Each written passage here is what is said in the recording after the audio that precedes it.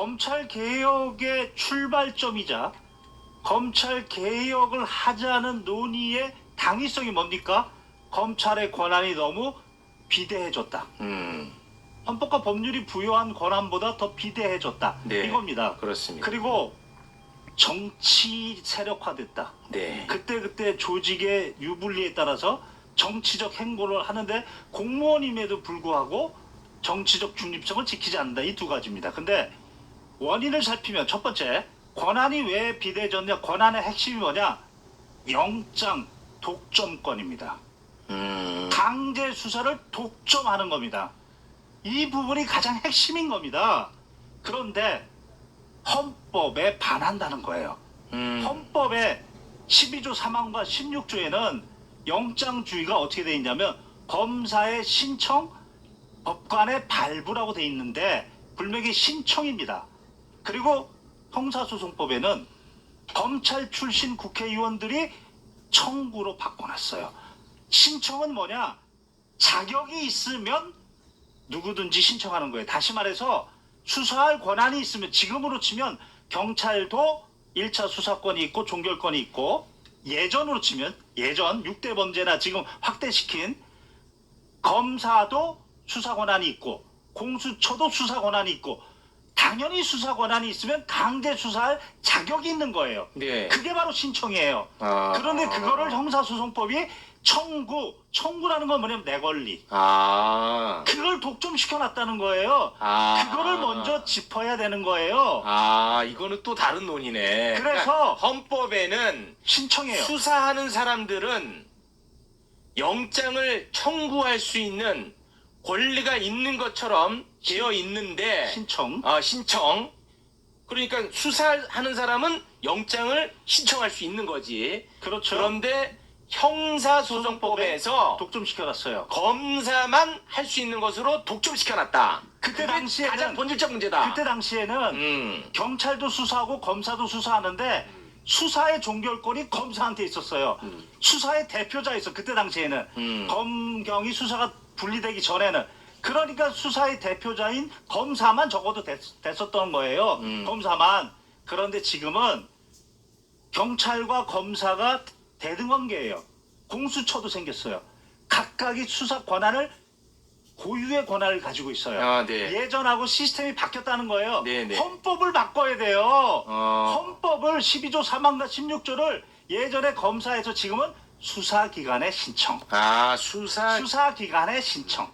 이렇게 바꿔서 일단 왜 검사들이 저렇게 보안 수사라도 달라라고 하냐면 이 부분에 역사적인 접근을 하겠습니다.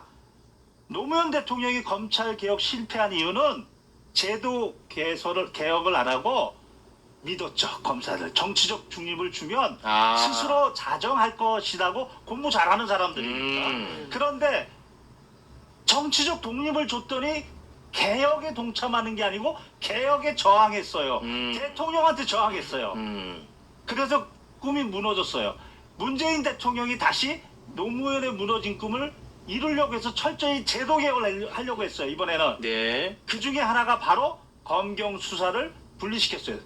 검경 수사권을 분리시켰다고요. 네. 그런데 이거를 한동훈이가 어떻게 했어요? 그 등을 기반으로 그때 해가지고. 당시에는 6대 범죄라도 너희들이 검사 그래 전문성 있지 6대 범죄 수사해라고 했더니 그것을 시행령, 법률이라는 것은 제도를 만드는 거고 시행령은 그걸 구체화시켜야 되는데 시행령 가지고 장난쳐가지고 늘려버렸죠. 법률을 다시 늘려버렸어요. 그렇습니다. 왜 그럴까요?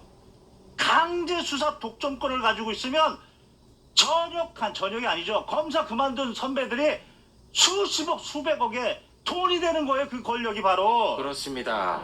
그래서 이번 보안 수사의 관점은 보안 수사 해야죠. 당연히 논리적으로 해야지. 그런데 이제는 강제 수사의 권한이 각각 분리가 됐으니까 각각 자격이 있으니까 각각 강제 수사 신청할 수 있는 권한을 줘야지. 아직도 검사가 틀어잡고 검사만 영장 청구하면 안 되는 거죠. 그게 본질인 거죠. 저렇게 뭐 어디를 자르고 넣고 이게 본질이 아니고 권한이 비대해진 게 거기에 있고 또 왜 정치화되느냐? 행정공무원들은 위임입니다. 위임이란 거 뭐냐면 행정원의 위임위탁 규정에 따라 자기의 권한은 자기의 이름으로 자기의 책임으로 하는 거고 상급자는 지시 못해요. 7조에 지시 못한다고요. 그런데 검찰청법 7조의 2에 보면 승계시키고 이전시키고 마음대로의 권한을 밑에 있는 검사가 마음대로 못해요. 그러면 검사가 한 몸이 되는 거예요. 검사장이 어떤 의도를 가지고 누구의 공천을 받으려고 어떤 의도를 가지면 그게 한 몸이 되는 거예요. 그걸 깨부셔야 되는 건 그 조직 문화를. 예. 다시 너희들은 법무부 밑에 있는 공무원이다.